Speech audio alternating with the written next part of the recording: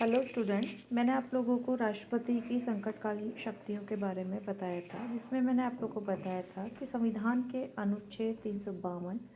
जिसमें युद्ध एवं बाहरी आक्रमण की स्थिति में, और संविधान के अनुच्छेद 356 जिसमें राज्यों का संवैधानिक तंत्र विफल होने की स्थिति में,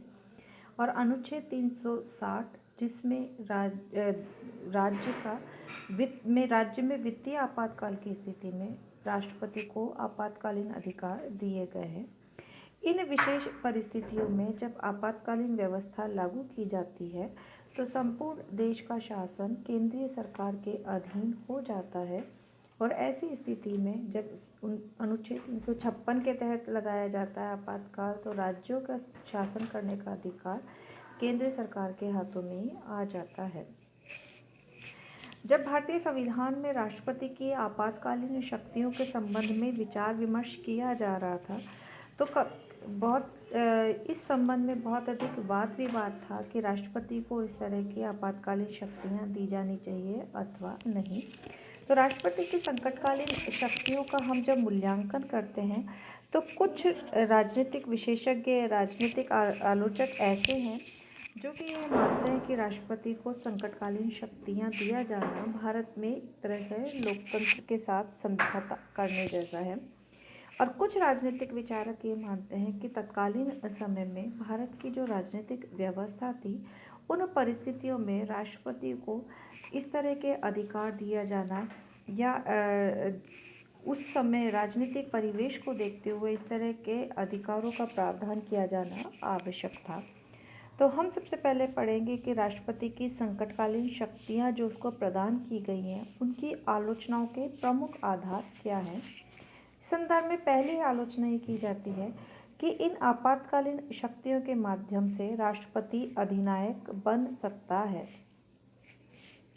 क्योंकि आलोचक ये कहते हैं कि संविधान में ऐसी कोई धारा नहीं है जिसमें कि इस बात का उल्लेख किया गया हो कि राष्ट्रपति मंत्रिमंडल के परामर्श के आधार पर ही इन शक्तियों का प्रयोग करेगा। अगर सैद्धांतिक रूप में देखा जाए तो संकटकाल की घोषणा का एकमात्र निर्णायक अधिकार राष्ट्रपति को ही दिया गया है, और राष्ट्रपति के द्वारा संसद से पूछे बिना 1 महीने तक इस प्रावधान को लागू किया जा सकता है। ऐसी विशेष स्थिति में अगर राष्ट्रपति अपने शक्तियों का दुरुपयोग करे तो वो लोकसभा को भंग कर सकता है या मंत्रिमंडल को उसके पद से हटाकर 5 या 7 महीने के लिए मनमाना शासन कर ही सकता है। यद्यपि इस पद का दुरुपयोग करने के लिए या इस परिस्थितियों का दुरुपयोग करने के लिए राष्ट्रपति को संविधान के विरुद्ध जाकर कार्य करना होगा, और इस तरह की अगर स्थिति पैदा होती है तो कोई भी महत्वाकांक्षी राष्ट्रपति जो कि अपने आप को राजनीतिक रूप से महत्वपूर्ण बनाना चाहता है, वह इन शक्तियों का दुरुपयोग भी कर सकता है। दूसरी आलोचना की जाती है संघात्मक रूप का अंत। जिन देशों में संघात्मक शासन व्यवस्था होती है, वहाँ पे केंद्र और राज्य सरकारों को एक तरह से समान अधिकार दिए जाते हैं या उनका स्तर एक तरह से समान माना जाता है। लेकिन भारत जैसे देशों में, जिसमें को कि हम अर्ध संघात्मक व्यवस्था कहते हैं, अर्ध संघात्मक व्यवस्था का स्वरूप इस तथ्य से ही स्पष्ट होता है कि इतने संकटकालीन परिस्थितियों में भारत में संघात्मक व्यवस्था पूरी तरह से एकात्मक व्यवस्था में परिवर्तित हो सकती है, क्योंकि वित्तीय आपातकाल में या राज्यों में संवैधानिक तंत्र विफल होने की स्थिति में संपूर्ण शासन का जो अधिकार है वो केंद्रीय सरकार के हाथों में आ जाता है।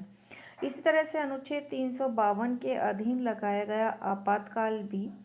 केंद्र सरकार को बहुत अधिक मजबूती प्रदान करके राज्य सरकारों को पूरी तरह से निर्बल स्वरूप प्रदान कर सकता है। अगला है राज्यों में विरोधी दलों की सरकारों का दमन संभव।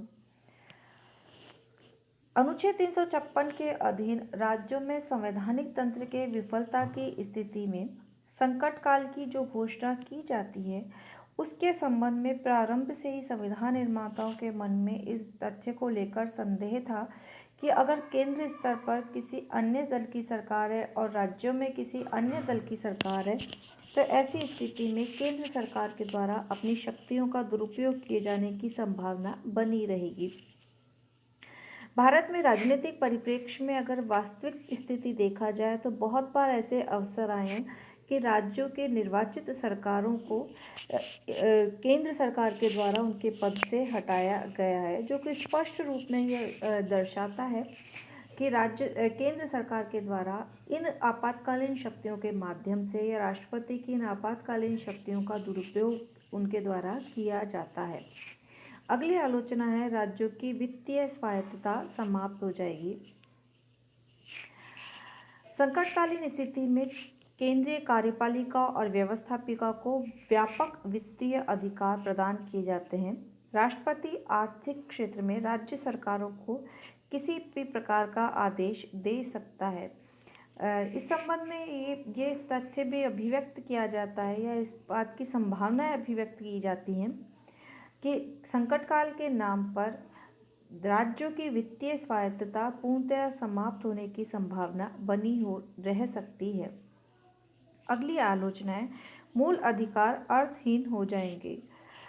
संकटकालीन उपबंधों के विरुद्ध ये सबसे बड़ी आलोचना की जाती है कि ये प्रावधान संविधान द्वारा प्रदत्त किए गए मूल अधिकारों को समाप्त कर सकता है। अन्य किसी भी देश में संकटकालीन प्रावधानों के नाम पर मूल अधिकारों को प्रतिबंधित करने का अधिकार जो है वो कार्यपालिका को नहीं दिया गया, या कार्यपालिका को इतनी व्यापक शक्तियां प्रदान नहीं की गई हैं जितने कि भारत में संकटकालीन व्यवस्था के दौरान कार्यपालिका को प्रदान की गई है। राष्ट्रपति की संकटकालीन शक्तियों के विपक्ष में या उसके विरुद्ध ये तर्क दिए जाते हैं, लेकिन संविधान निर्मात्री समिति में कुछ सदस्य ऐसे थे जो कि राष्ट्रपति के इन संकटकालीन शक्तियों के पक्ष में थे, और उनका ये तर्क था कि संकटकालीन उपबंध विशेष परिस्थितियों के लिए ही किए गए हैं। यह हमेशा काम में लेने वाले अधिकार नहीं है। ये विशेष परिस्थितियां जब हो, राजनीतिक परिस्थितियां इस तरह की उत्पन्न हो, तो ऐसी स्थिति के अंदर ही राष्ट्रपति के द्वारा अपने इन अधिकारों का प्रयोग किया जाता है। संकटकालीन उपबंध संघात्मक व्यवस्था को भी समाप्त नहीं करते हैं, बल्कि उसे सीमित करते हैं, और संकट काल जब समाप्त हो जाता है तो संघात्मक व्यवस्था पुनः सामान्य स्थिति में को प्राप्त कर लेती है। दूसरा इसके पक्ष में तर्क दिया जाता है कि राष्ट्रपति या अन्य कोई भी पदाधिकारी भारत में तानाशाह नहीं बन सकता है, क्योंकि संसदात्मक शासन व्यवस्था में कोई भी राष्ट्रपति अधिनायक बनने के बारे में सोच नहीं सकता, क्योंकि उसकी शक्तियों का जो स्वरूप होता है वह पूर्णतः नाममात्र की शक्तियाँ होती हैं, और व्यावहारिक रूप में उसकी शक्तियों का प्रयोग जो है वो मंत्रिमंडल और कैबिनेट के द्वारा ही किया जाता है। संकट काल में भी तीसरा जो इसके विपक्ष में तर्क दिया जाता है कि नागरिकों के मूल अधिकारों को संकुचित या सीमित किया जा सकता है। इस संबंध में संविधान निर्माताओं के सामने व्यक्ति की स्वतंत्रता एवं राज्य की सुरक्षा तथा राज्य के अंतर्गत व्यवस्था के बीच उचित संबंध स्थापित करने की समस्या थी, और व्यक्ति की दृष्टि से संकट काल में मूल अधिकारों का स्थगन चाहे कितना ही अनुचित क्यों न हो, राज्य की सुरक्षा और व्यवस्था की दृष्टि से संकट काल में मूल अधिकारों का स्थगन कुछ सीमा तक आवश्यक ही है। यानी जब राज्य की सुरक्षा का सवाल उत्पन्न हो जाए, तो ऐसी स्थिति के अंदर अगर किसी सीमा तक नागरिकों के मूल अधिकारों को सीमित कर भी दिया जाता है, तो उस परिस्थिति को उचित माना जाना चाहिए, क्योंकि राष्ट्र की सुरक्षा और प्रमुख है, और मूल अधिकार जो है वो अगर राष्ट्र ही सुरक्षित नहीं रहेगा तो मूल अधिकारों को भी सुरक्षित रखना अपने आप में मुश्किल कार्य हो जाएगा। इन आधारों पर यह कहा जा सकता है कि भारत में राष्ट्रपति के संकटकालीन अधिकारों का जो प्रावधान किया गया है वो संवैधानिक रूप से उचित व्यवस्था है।